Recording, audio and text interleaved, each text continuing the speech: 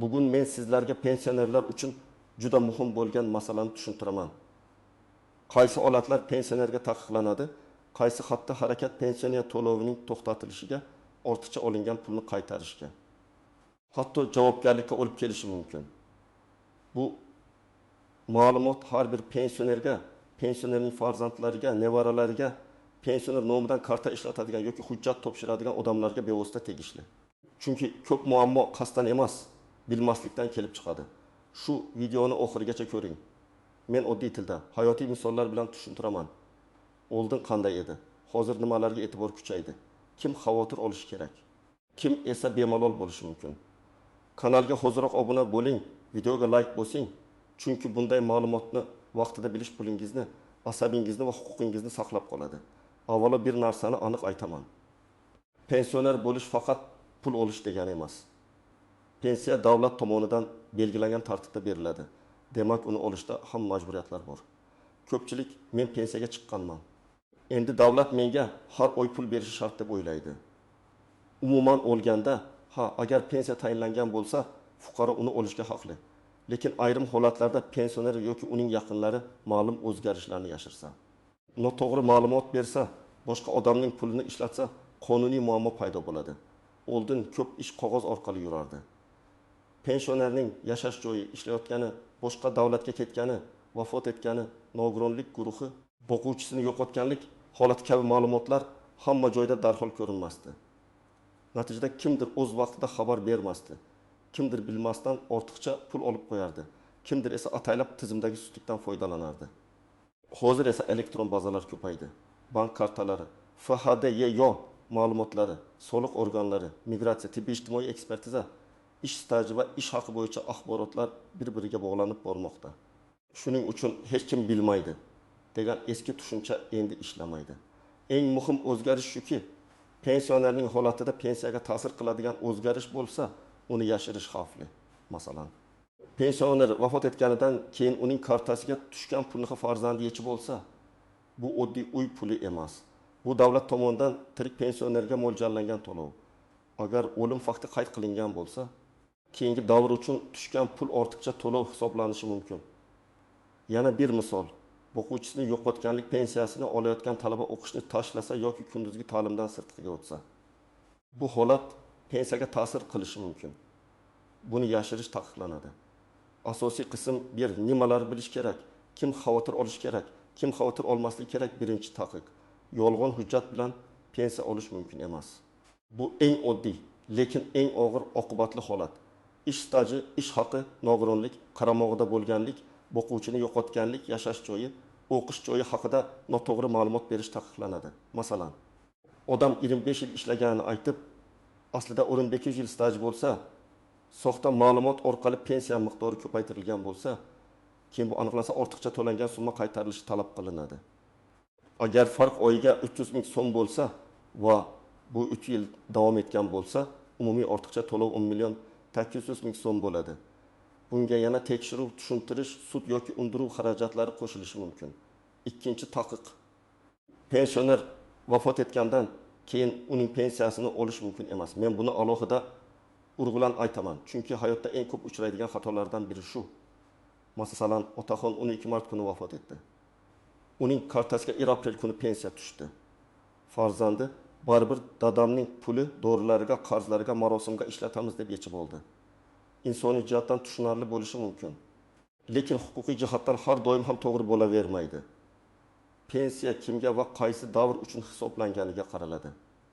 Vafot etgan kundan keyingi davr uchun to'langan pul ortiqcha to'lov deb topilishi mumkin. Shuning uchun bunday holatda jamg'armasi bu darhol pensiya jamg'armasi bo'limiga yoki tegishli organlarga murojaat qilib, qaysi summa qonuniy olinishi mumkin, qaysi summa qaytarilishi kerakligini aniqlashtirish lozim. 3-taqiq. Boshqa odamning plastik kartasidan ruxsatsiz foydalanish mumkin emas. Ko'p oilalarda pensionerning kartasi farzandida bo'ladi. Agar pensionerning o'zi rozilik bildirgan bo'lsa, xarajatlarni uning ehtiyoji uchun qilayotgan bo'lsangiz, bu alohida masala. Lekin pensionerning roziligisiz uning ahvolidan foydalanib, kartasidan pul yechish, kredit to'lash, o'z xarajatiga ishlatish juda xavfli. Ayniqsa yoshi katta odam eshitmaydi, ko'rmaydi. Bank xabarlarini tushunmaydi deb uning pulini nazoratsiz ishlatish mumkin emas. Bu oilaviy kelishmovchilikdan boshlab mulkiy nizoga va javobgarlikka olib borishi mumkin. 4-chi taqiq. Pensiyaga ta'sir qiladigan o'zgarishlarni yashirish mumkin emas. Bu yerda har bir pensiya turi bo'yicha farqlar bor. Yoshga doir pensiya olayotgan odam uchun ishlash ko'pincha pensiyani butunlay bekor qiladi degani emas. Lekin ayrim qo'shimcha to'lovlar, ustamalar, ijtimoiy yordamlar yoki boshqa mezonlar ishlash, daromad yashash joyi. Nogironlik guruhi qaramog'idagi shaxslar soni bilan bog'liq bo'lishi mumkin. Masalan, yolg'iz pensionerga beriladigan ma'lum turdagi yordam yoki kompensatsiya bo'lsa, u kishi aslida farzandlari bilan yashayotgan bo'lsa, buni yashirish noto'g'ri. Yoki nogironlik guruhi o'zgargan bo'lsa, eski guruh bo'yicha to'lovni davom ettirish mumkin emas. 5-chi taqiq. Ikki joydan bir xil asosda noqonuniy to'lov olish mumkin emas. Masalan, fuqaro boshqa davlatda ham doimiy pensiya rasmiylashtirib, shu bilan birga O'zbekistonda ham ayni asos bo'yicha to'lov olayotgan bo'lsa, bu holat albatta tekshirilishi mumkin. Xalqaro shartnomalar, doimiy yashash joyi, fuqarolik, ro'yxat, pensiya turi kabi jihatlar ahamiyatli. Men bu yerda hammani qo'rqitmoqchi emasman.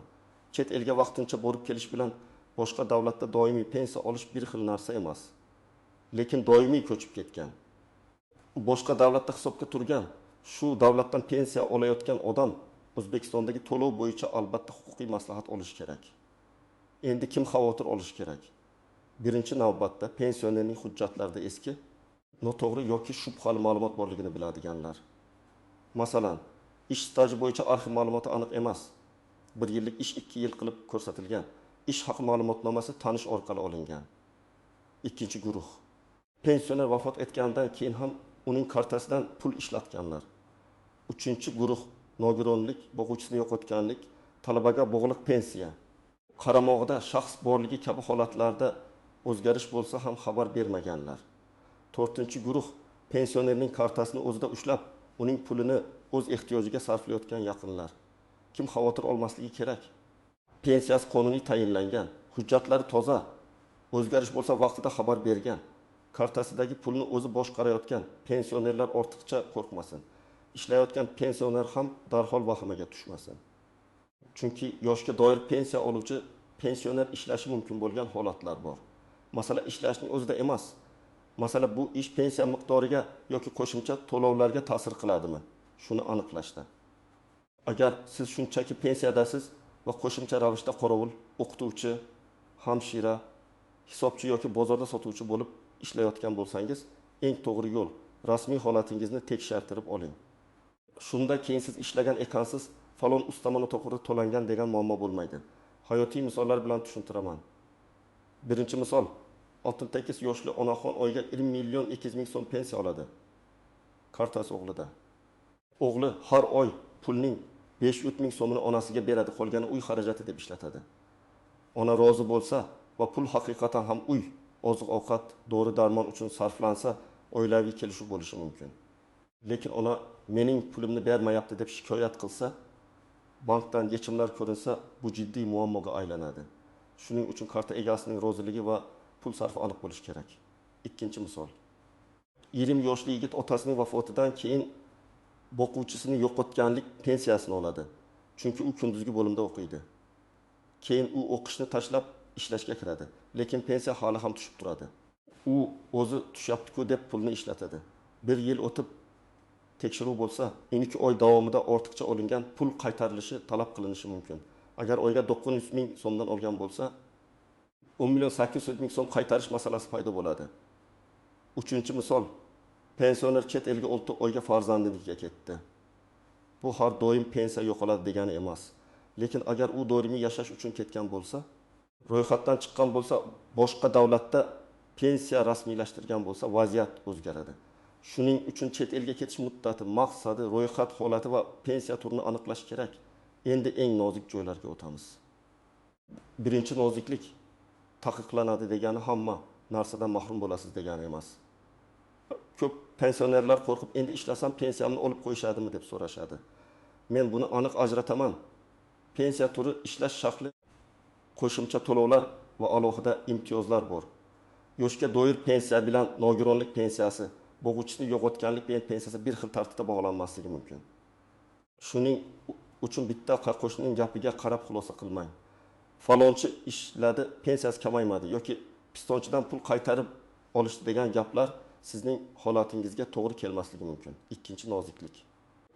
Bank kartasi pensioner nomida bo'lsa ham, pulni kim ishlatayotgani muhim. Karta PIN kodini hammaga berish tavsiya etilmaydi. Ba'zan farzandlar onam qarib qolgan, men yechaman deydi. To'g'ri yordam berish kerak. Lekin eng xavfsiz yo'l imkon bo'lsa ishonchnoma rasmiylashtirilsin. Xarajatlar pensioner ehtiyojiga ishlatilgani ko'rinib tursin. Ayniqsa oilada bir nechta farzand bo'lsa, keyin kartani akam olib pulni o'zi ishlatgan degan mojaro chiqmasligi uchun hammasi ochiq bo'lishi kerak. Uchinchi noziklik pensioner vafotidan keyingi pul masalasi. Ba'zan vafot etgan pensionerning o'z vaqtida olinmay qolgan pensiyasi bo'ladi. Masalan, mart oyi uchun hisoblangan, lekin pensioner kasalligi sabab ololmagan. Bunday holatda merosxo'rlar yoki birga yashagan oila a'zolari qonunda belgilangan tartibda murojaat qilib, tegishli summani olishlari mumkin bo'lishi ehtimoli bor. Lekin bu o'z-o'zicha kartadan yechib olish bilan bir xil emas. Farq shundaki, siz avval murojaat qilasiz, hujjat ko'rsatasiz, qaysi davr uchun to'lov ekanini aniqlaysiz. Shunda keyin muammo bo'lmaydi. 4-noziklik ortiqcha to'lov har doim firibgarlik degani emas. Ba'zan tizim xatosi, ma'lumot kechikishi yoki pensionerning bilmasligi sabab pul ortiqcha tushishi mumkin. Lekin pul ortiqcha tushganini bilib turib ishlatish boshqa masala. Masalan, sizga odatda 1.500.000 so'm tushadi. Birdan 4 million tushdi. Davlat berdi, demak meniki deb hammasini sarflab yuborish noto'g'ri. Bunday vaziyatda darhol bankdan ko'chirma oling, pensiya jamg'armasiga murojaat qiling, nima sababdan ko'p tushganini so'rang. Agar bu qayta hisob-kitob bo'lsa, bemalol ishlatasiz. Agar xato bo'lsa, qaytarish osonroq bo'ladi. 5-noziklik yashash manzilini o'zgartirish. Pensioner boshqa tumanga, boshqa viloyatga ko'chsa, ro'yxat masalasi. Tibbiy xizmat, ijtimoiy yordam, qo'shimcha ro'yxatlar o'zgarishi mumkin. Men kartadan olaveraman, hech kimga aytmasam ham bo'ladi deyish to'g'ri emas. Ayniqsa yolg'iz keksalar, nogironligi bo'lgan shaxslar, parvarishga muhtoj pensionerlar bo'yicha mahalla va ijtimoiy xizmatlar bilan bog'liq ma'lumotlar yangilanishi kerak. 6-noziklik ishonchnoma bilan pensiya olish. Agar pensioner yura olmasa, kasal bo'lsa, chekka qishloqda yashasa, boshqa odam uning nomidan ish yuritishi mumkin. Lekin bu og'zaki kelishuv bilan emas, qonuniy tartibda bo'lishi kerak. Ishonchnoma muddati, vakolat doirasi kimga berilgani aniq bo'lishi kerak. Men uning o'g'liman, demak hammasini qilaveraman degan yondashuv har doim ham yetarli emas. 7-noziklik telefon qo'ng'iroqlari va firibgarlar. Hozir pensionerlarga pensiyangiz oshadi, kartangizni tekshiramiz, kodni ayting, pasport rasmini yuboring deb qo'ng'iroq qiladiganlar ko'p. Men qat'iy aytaman, SMS kod, karta raqami, PIN kod, bank ilovasiga kirish paroli hech kimga aytilmaydi. Hatto o'zini bank xodimi, pensiya bo'limi, prokuratura yoki mahalla deb tanishtirsa ham, rasmiy organlar sizdan telefon orqali karta PIN kodingizni so'ramaydi. Bu ham pensionerlar uchun amalda taqiqlangan xavfli harakat, shaxsiy bank ma'lumotlarini begonalarga berish. Birinchi qadam, pensiya hujjatlaringizni tekshiring. Pasport yoki ID karta, pensiya guvohnomasi bo'lsa, pensiya tayinlanganligi haqidagi ma'lumot, bank kartasi, mehnat daftarchasi yoki elektron mehnat staji haqidagi ma'lumotlar. Nogironlik bo'lsa, tibbiy ijtimoiy ekspertiza hujjatlari, o'quvchisini yo'qotganlik bo'lsa, o'lim guvohnomasi va qarindoshlik hujjatlari tartibda bo'lsin. Hujjatni uyda har joyga tashlab qo'ymang. Nusxasini alohida saqlang. Ikkinchi qadam, agar holatingizda o'zgarish bo'lsa kutmang. Ishga kirdingizmi? O'qishni tashladingizmi? Nogironlik guruhi o'zgardimi? Manzilni o'zgartirdingizmi? Chet elga doimiy ketmoqchimisiz? Pensioner vafot etdimi? Darhol pensiya jamg'armasining tuman yoki shahar bo'limiga murojaat qiling. Hozir ko'p xizmatlarni Davlat xizmatlari markazi, elektron portal yoki mas'ul idoralar orqali ham aniqlashtirish mumkin. Lekin murakkab holatda yuzma-yuz borib, yozma javob olish eng ishonchli yo'l. 3-qadam, murojaatni og'zaki emas, yozma qiling. Masalan, men falonchi pensiya oluvchiman, falon sanadan boshlab ishga kirdim. Ushbu holat pensiyamga ta'sir qiladimi? Tushuntirish berishingizni so'rayman deb ariza yozing. Arizaga pasport nusxasi, ishga qabul qilish buyrug'i yoki mehnat shartnomasi nusxasini qo'shing. Javobni saqlab qo'ying. Ertaga kimdir da'vo qilsa, siz men yashirmaganman, o'z vaqtida xabar berganman deya olasiz. 4-qadam, bank kartangizni himoya qiling. PIN kodni qog'ozga yozib karta bilan birga saqlamang. SMS kodni hech kimga bermang. Agar farzandingiz yordam bersa ham, bank xabarlarini o'zingiz yoki ishonchli odam nazorat qilsin. Har oy kamida bir martada ko'chirmas tekshirib turing. Noma'lum yechimlar bo'lsa, darhol bankka murojaat qiling va kartani bloklang. 5-qadam, pensioner yura olmasa, ishonchnoma qiling. Notarius orqali yoki qonunda ruxsat berilgan tartibda vakil tayinlash mumkinligini aniqlang. Ishonchnomada vakil faqat pensiyani olishga haqlimi, bankda operatsiya qilishga haqlimi, ariza topshirishga haqlimi, bular aniq yozilsin. Bu pensionerni ham, vakilni ham himoya qiladi. 6-qadam, vafot holatida pulga tegmang. Avval aniqlashtiring. Yaqiningiz vafot etgan bo'lsa, FHDYO hujjatlar rasmiylashtirilgach, pensiya jamg'armasiga murojaat qiling. Qaysi oy uchun to'lov hisoblangan, olinmay qolgan pensiya bormi? Dafn puli yoki boshqa to'lovlar tartibi qanday deb so'ragan. Kerakli hujjatlar odatda pasport, o'lim guvohnomasi, qarindoshlikni tasdiqlovchi hujjat, bank rekvizitlari bo'lishi mumkin. Lekin har bir holatda aniq ro'yxatni tegishli bo'limdan oling. 7-qadam, ortiqcha pul tushsa, darhol sababini biling. Pensiya bo'limiga boring. Menga odatdagidan ko'proq summa tushdi. Bu qayta hisob kitobmi yoki xatolikmi deb yozma so'rang. Agar bu qonuniy indeksatsiya, qayta hisoblash yoki qarzdorlik to'lovi bo'lsa, xotirjam bo'lasiz. Agar xato bo'lsa, uni vaqtida qaytarib, katta muammodan qutulasiz. 8-qadam, qo'shnining gapiga emas, rasmiy javobga ishoning. Pensiya masalalarida har bir odamning holati alohida. Kimning staji boshqacha, kimning pensiya turi boshqa, kimning ustamasi bor, kimning nogironlik guruhi bor, kimning chet elga ketish holati bor. Shuning uchun hamma shunday qilyapti degan gap eng xavfli gaplardan biri. Bugungi asosiy fikr shuki, pensionerga eng katta taqiq bu yolg'on ma'lumot berish, o'zgarishlarni yashirish, boshqa odamning pensiyasini noqonuniy ishlatish va bank ma'lumotlarini begonalarga berishdir. Pensiya sizning qonuniy haqqingiz, lekin uni olish tartibiga rioya qilish ham majburiyatdir. Agar hammasini vaqtida xabar qilsangiz, hujjatlarni toza saqlasangiz, kartani himoya qilsangiz, ortiqcha to'lovga yo'l qo'ymasangiz, ko'p muammolarning oldini olasiz. Men sizdan so'rayman, oilangizda pensioner bo'lsa, bu ma'lumotni ularga tushuntiring. Ayniqsa karta, SMS kod, vafotdan keyingi to'lov, ishga kirish, o'qishni tashlash, nogironlik guruhi o'zgarish kabi masalalarni e'tiborsiz qoldirmang. Savolingiz bo'lsa, izohlarda yozing, qaysi holat sizni ko'proq xavotirga solyapti. Men keyingi videolarda eng ko'p berilgan savollarga alohida javob beraman. Videoga like bosing, kanalga obuna bo'ling va yaqinlaringizga yuboring. Bu ma'lumot kimningdir pensiyasini, pulini va tinchligini saqlab qolishi mumkin.